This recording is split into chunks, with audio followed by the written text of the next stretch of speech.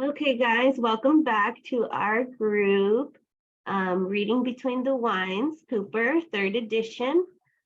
So last week we kind of ended our punishment series. So I'm just going to go over a summary of our kind of the end of punishment, and then we're going to go into antecedent variables. Okay, so summary, timeout from positive reinforcement defined. So remember, anytime you are using timeout, it has to be from a reinforcing environment. So you have to make sure that where they are is actually reinforcing before you would remove them. If not, it's not punishment. So timeout from positive reinforcement, or simply timeout, is immediate response contingent withdrawal on the opportunity to earn positive reinforcers, or immediate loss of access to positive reinforcers for a specified time. To function as negative punishment, it must decrease the future occurrences of similar behaviors. Implicit in the definition of timeout, there are 3 important factors. The discrepancy between time in and time out environments must be discriminative. So these 3, you guys will want to remember them just in case, like on the exam, it asks you what are 3 important factors of timeout. So discrepancy between the time in and time out environments must be discriminative. So you have to be like, it has to have a specific reinforcing environment and non-reinforcing. The response contingent loss of access to reinforcement must occur immediately. So just like everything else, you want to make sure that you deliver the consequence immediately following the behavior. A resultant decrease of the future frequency of timeout producing behavior must occur. Any questions on timeout, or anybody seen any mock questions that had, I guess, kind of those type of questions?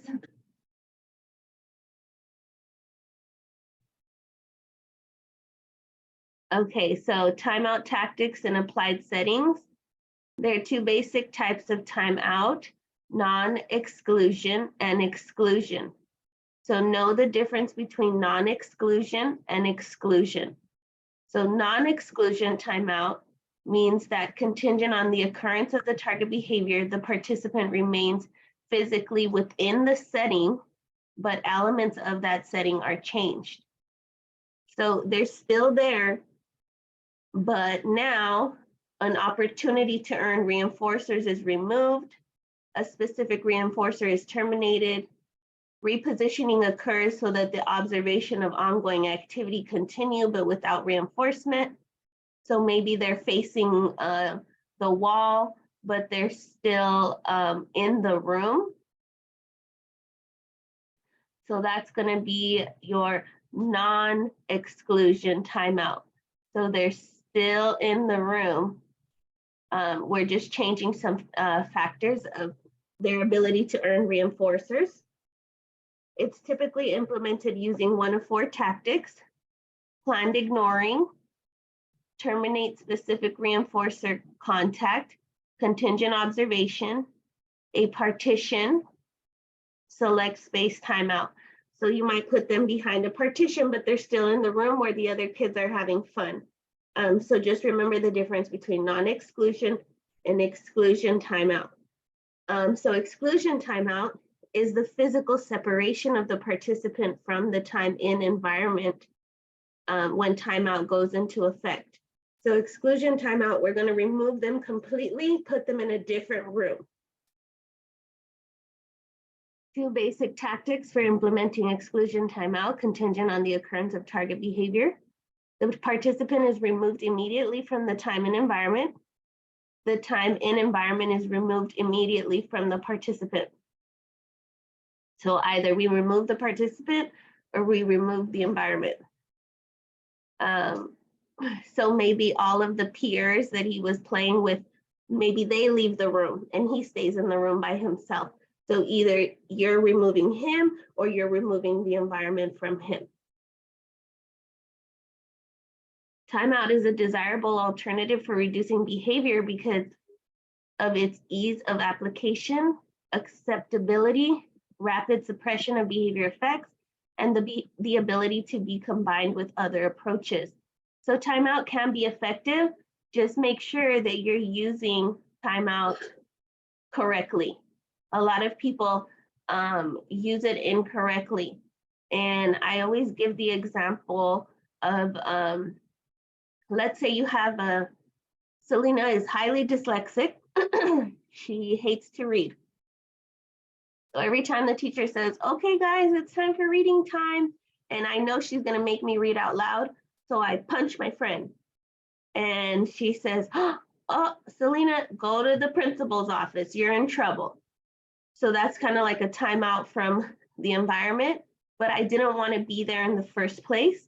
So that was actually not punishment, right? That was not a punisher at all. That was actually reinforcing. So now in the future, whenever she says, all right, Selena, it's time to read, I'm going to punch a friend because I know she's going to remove me from the environment and send me to the principal, and I just get to sit there and I don't have to read out loud.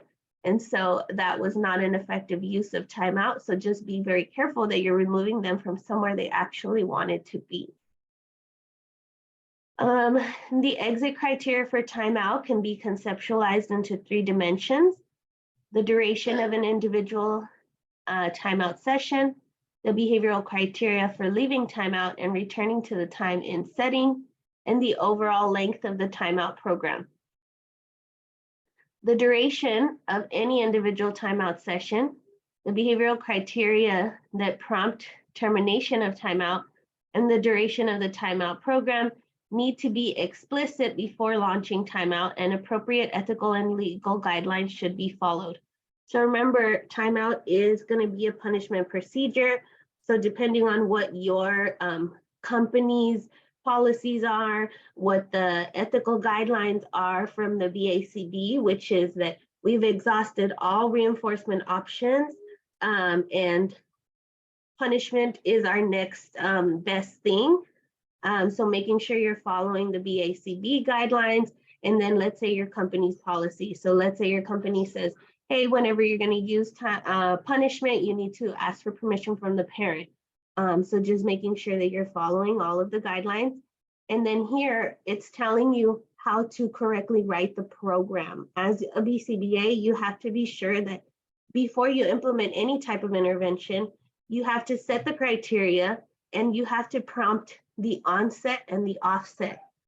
So it's telling you that you need to tell them exactly and be very specific so that other people can follow your timeout criteria. So you're going to give a very specific criteria of when you remove the client from the time in environment. So you're going to give a really good operational definition. So any instance of Selena striking her peer with her hand with an open palm or a closed palm results in a timeout from recess.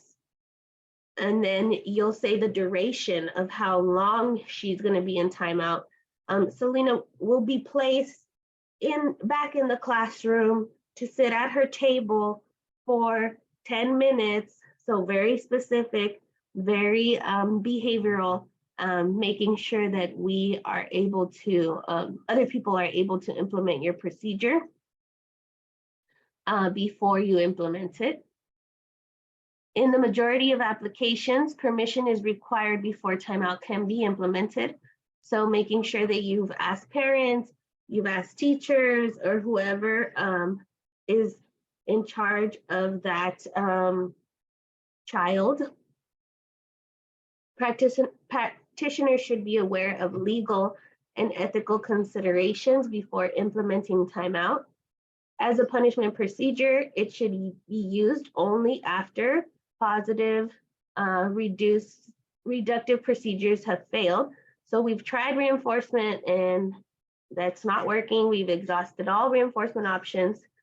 And it needs to be implemented with planned monitoring, supervision, and evaluation considerations in place. Okay, so we learned about timeout. We learned about the difference between exclusive and non-exclusive, exclusion, non-exclusion, and exclusion. And then we also talked about response cost last week. And so it's going over a little summary about response cost. Response cost is the response contingent loss of a specified number of positive reinforcers that has the effect of decreasing the future occurrence of similar responses. It constitutes a fine for misbehavior. So remember, response cost is we are basically fining them for engaging in the maladaptive behavior. So the way that I've seen response cost is like, I personally think it's really mean, but I've seen where they like will have a token board, and let's say he gets his 5 tokens, but then he engages in, I don't know, aggression. So then they remove one of the tokens and he has to earn it back or doesn't get it back. So that's kind of like a type of response cost. And then again, it's punishment, and just remember to make sure you're considering ethics and that you've asked for permission and all of that. So it involves the loss of one or more generalized condition reinforcers, tangible or minutes that have already been earned. So you can take away like a certain toy that they had just earned, or you can take away, let's say they earned 10 minutes of free time and they engaged in some type of behavior. And so you're like, oh, okay, well now we only have 5 minutes. So that's a type of response cost. The punitive value of the lost reinforcers depends entirely on individual reinforcement and preferences of the participant. Response cost affords practitioners a number of desirable features. It is effective, meets the standard for least restrictive alternatives, produces rapid suppression of behavior, it's convenient, and it can be combined with other procedures and is socially valid. So response cost is a little bit nicer because it's less intrusive. We're not removing them from anywhere, reinforcing, but we are taking something away that was already earned. Response cost methods. Response cost is implemented using 2 principal methods. The practitioner can levy a fine against the individual existing previously earned reinforcers. So like I said with the token board, let's say he earned 5 tokens and then you're going to take one away. So you're levying a fine against already earned reinforcers, or you levy a fine against an individual's surplus of extra non-contingently provided reinforcers. So that one is a little bit nicer because you're giving them a surplus. So they have extra that they can lose as a response cost, which is, I guess they call it bonus response cost, specifically for the removal of target behavior. Okay. Using response costs effectively, they should deliver fines immediately. So like every other consequence, you want to make sure that it's delivered immediately following the behavior to reduce that behavior. Decide whether you're going to use bonus response costs. Ensure the reinforcer reserve. Recognize the potential for unplanned or unexpected outcomes. Avoid overusing response cost, and keep record on its effects. So make sure that you are taking data on this, right? Don't just start using response cost and then not know if it's even working. Because it is punishment and you want to make sure that it is actually reducing a behavior. So if you just barely started implementing it, make sure that you are dropping a phase change line in your graph. So let's say I'm targeting aggression. I'm going to drop a phase change line in my aggression graph and say, began implementing response cost procedure. And so that way I can see from my graph what happens to the behavior after my response cost. So if, and then it goes back to being able to read your graphs, right? So being able to see your trend. Is my trend increasing? Is it decreasing? Is it staying the same? And that way I can decide whether this is an effective intervention. And if it's not, then I need to do something else. All right, so that is the end of punishment. I feel like we've been on punishment for a while. Does anybody have any questions or any clinical examples that they'd like to add regarding punishment? I know punishment is always like a sticky subject, so people might not want to say, but you could say the punishment that you use with your kids, because I know we do that all the time, like with your own children. But if not, we can move on to. Yeah, Selena. Yes. I remember when I was in the elementary school, we never, most of us never liked French because it's a foreign language. And then anytime the French teacher comes in, we do whatever we have to do so that he gets us out of the class. And sometimes this teacher can time out you for like a whole month. He comes once a week. So anytime he comes to his class, you have to go out. Is that a timeout process? And maybe that's excessive timeout. It would be an unsuccessive timeout, because an ineffective timeout, because you didn't want to be in the French class, right? And so they were removing you from French class, but you're happy. You're like, yeah, I don't have to go to French class. But sometimes I get too much, a whole month or sometimes a whole semester, and you'll be out, and it's affecting your exams and your performance. Okay, well, so I would say if you actually needed to be in it, you're like, oh no, I have to be in the French class or else I'm going to fail French. Then yes, I would say, yeah, even though you didn't want to be there, you still had the motivation to be there because you knew that it was going to affect your grade. So yeah, that would be a good punishment. They're like, okay, well, since you're acting up, then you don't get to listen to the class. You got to go study French on your own and in the internet or something. Yeah, that's a good one. Okay. Anybody else have any examples of punishment or response cost? I've only seen it with the token board. I can't think. With response costs, do you have to take everything away from the child or just something? If it's like a fine, it doesn't take all your money, but a portion of your money. Yeah, it doesn't have to be the whole thing. Like you can take one at a time. Every time he hits somebody, you take one. Okay. So until he loses all his tokens, so he can't even get access to get his bigger reinforcer. Yeah, so let's say at the end of the week, if he has 5 stars, he gets to go to the amusement park with his dad. But if he doesn't have all 5 tokens by Friday, then he won't get to go to the amusement park or the movies with his dad. And so throughout the week, he's getting them taken away. But you can also combine it with like reinforcement. So maybe he's able to earn them back by doing certain things. So that would be probably the best and most ethical way, is if you're giving them a chance to earn them back somehow.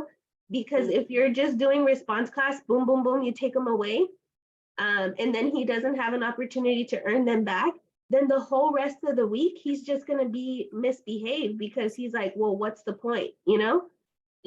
Yeah.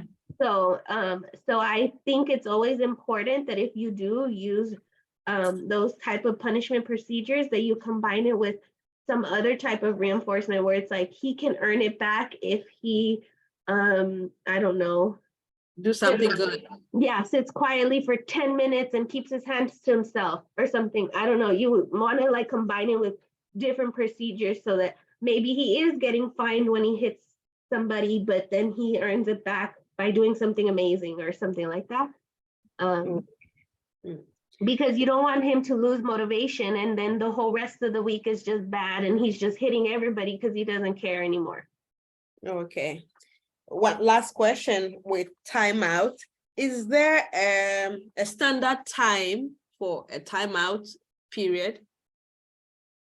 Not that I've like seen in the book, but maybe it would be determined based off of the individual, or based off of what the time in situation is, you know, like let's say they have 30 minutes of recess, so then you might take away a quarter of it. You're like, okay, well then 10 minutes timeout, and so he only has 20 minutes left of recess or something like that.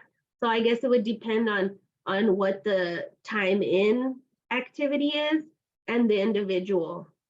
I asked because one of my supervisors once said it's 1 minute according to the child's age. So if the child is 3 years, it should time out for 3 minutes. If the child is 5 years, it should time out for 5 minutes. So I wanted to know whether it is standardized timing or I've never heard of that, but maybe we could look it up and see. Maybe somebody came up with something, but I've never heard of that. But I'll look it up and see what I can find. Has anybody else heard of standard timeout times, durations? Yeah, I heard of that when I was in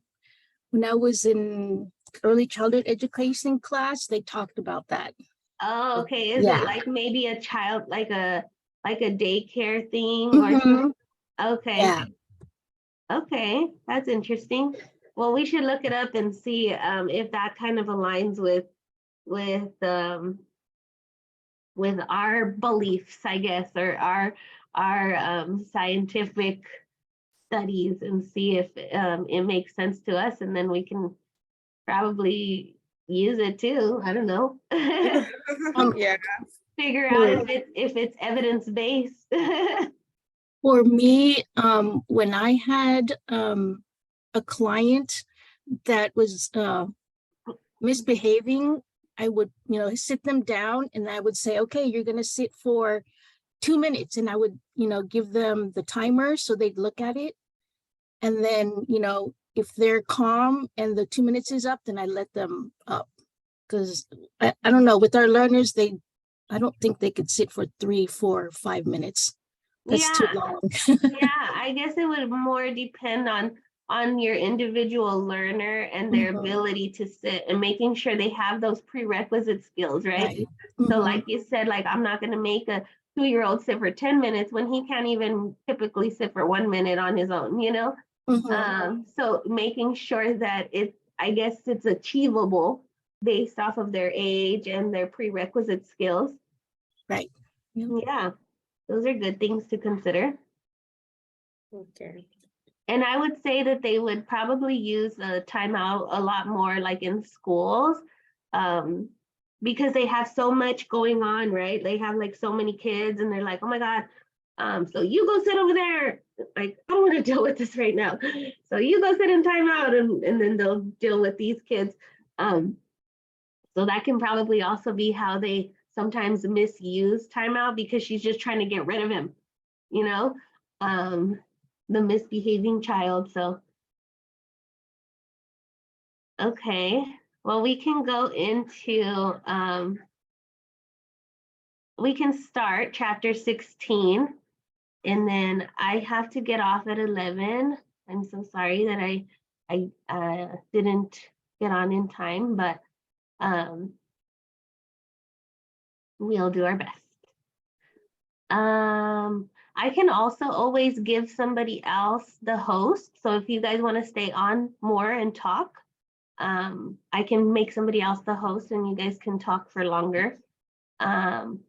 Okay, so chapter 16, motivating operations. So now we're going to start talking about antecedent variables. So antecedent variables are very important when you become a BCBA, because you're going to be using this to write your behavior plans. So you want to make sure that you know all the different types of antecedent strategies so that you can choose which one is best for that client, so that when you're writing his behavior plan, you have already typed out the different types of antecedent strategies that you guys are going to use for that client for aggression, or for elopement, or for SIB, or for mouthing, or for skin picking. So I actually just wrote an initial assessment, and I had to list out the antecedent strategies that we're going to use for the behaviors that we were targeting. So these are things that you're going to have to use. So it's very important that you are fluent in all of these, because you're going to use them to train your staff, you're going to use them to train parents, you're going to use them to write their behavior plans. So antecedent variables are very, very important. It has so much to do about ABA and our science, because it's one of the things that we can actually manipulate, right? So we can manipulate the antecedent to change the consequence, or to change the behavior. And this is like a positive, like before it has happened, before the behavior occurs type of strategy. I don't know what word I'm trying to look for.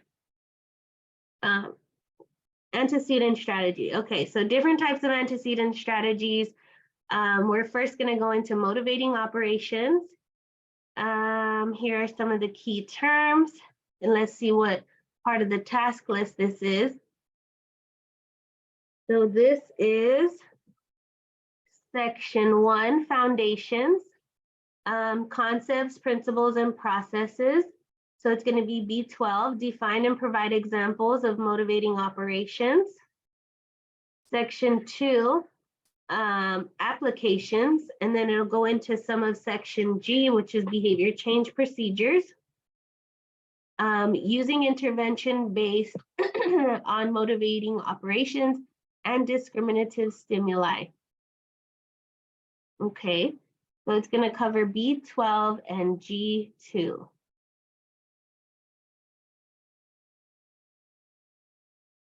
Okay, so definition and characteristics of motivating operations. Okay, early in his career, Skinner used the term drive to describe changes in behavior that were function of motivational variables. So what is the drive? What is their driving factor? Why are they doing what they're doing? What's the motivation behind it? Is it because I'm thirsty? Is it because you provided me with some type of SD or some type of instruction that I hate, and so it makes me go into a behavior episode? Is it because my environment was too overstimulating, and so then it made me freak out? So what is driving the behavior? What is motivating the behavior? So I guess eventually he changed it from drive. So then we started calling it an establishing operation, an EO. So what is the establishing operation? Environmental variable that momentarily alters the effectiveness of a stimulus, object, or event as a reinforcer. the current frequency of a behavior has been reinforced by that stimulus, object, or event. Subsequently, in 2003, they proposed inclusive term motivating operation. So they went through all these different things. They're like, no, let's call it drive. No, let's call it establishing operation. And then in 2003, they're like, okay, let's call it motivating operation, to encompass the fact that these variables serve not only to strengthen, but also to weaken. So then it became the umbrella term, right? You have the MO, and then under MO, you have EO and AO.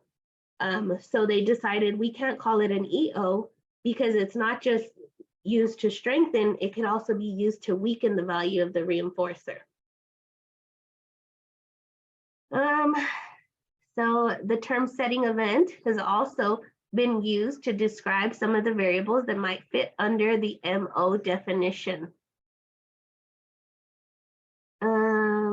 Skinner used the term drive to express the relationship between operations other than reinforcement, such as deprivation and changes in behavior. Even though Skinner found the term useful to describe these functional relations, he acknowledged it was an inferred state between the operations and behavior, and noted that the term was not actually required in a descriptive system. Okay, so what is a setting event? The term setting event appeared in the behavior analytic literature, 1961 and 1959, to describe a set of variables that may affect a stimulus-response relationship. So now we're looking at a stimulus and the responses relationship. More specifically, this description pertains to variables that are not discrete, such as the presence, absence of immediate events or objects, deprivation or satiation, or recent social interactions, all of which may differentially affect specific functions to stimuli. For example, sleep deprivation affects the rate of crying. What else can we think of? Being in the hot sun will affect the rate of you searching for water, right? So the term setting event seems to describe the same set of environmental variables that we classify as motivating operations, MOs. However, no clear definition or function description of the term has appeared in literature. The most descriptions of setting events are topographical rather than functional. So I don't know if you guys have ever collected ABC data, but ABC data, antecedent behavior consequence, right? So a lot of times they'll put the setting event as well, so that they know like where you are and what is happening. So you might be in the classroom and a lot of students are screaming, and then teacher gives an instruction, and then the behavior client runs away with his hands on his ears. So it's important that you write all these things down. So if you want to, and you want to make your ABC data collection a little bit more descriptive, you could include the setting event, which tells you what is happening in the environment as well. And that's also a type of antecedent. So we know the two antecedents are the MO and the SD. So that's basically what they're saying the setting event is. The setting event is the MO. So whenever I'm writing out my ABC, I'm writing what the MO was, what the SD was, then what the behavior, then what the consequence was. So if you want to have more information surrounding that behavior, then you can include the setting event or the MO as well. It has two effects: value altering and behavior altering. So it's really important that you know the difference between the value altering effect and the behavior altering effect. Value altering effect is either an increase in the reinforcing effectiveness of some stimulus, object, or event, in which case the MO is an establishing operation, or a decrease in the reinforcing effectiveness.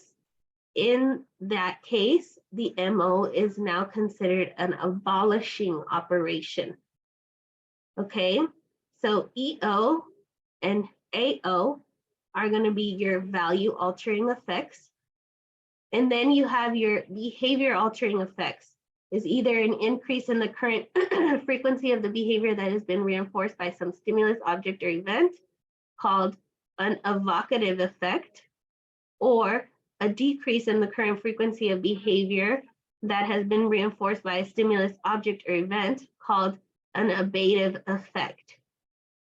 So we'll stop there, and then we can go more into detail about the differences between value altering and behavior altering, because it's very important that you know the difference between the two for your exam and also for writing your behavior plans, and also for like analyzing behavior. You're like, okay, what is happening here?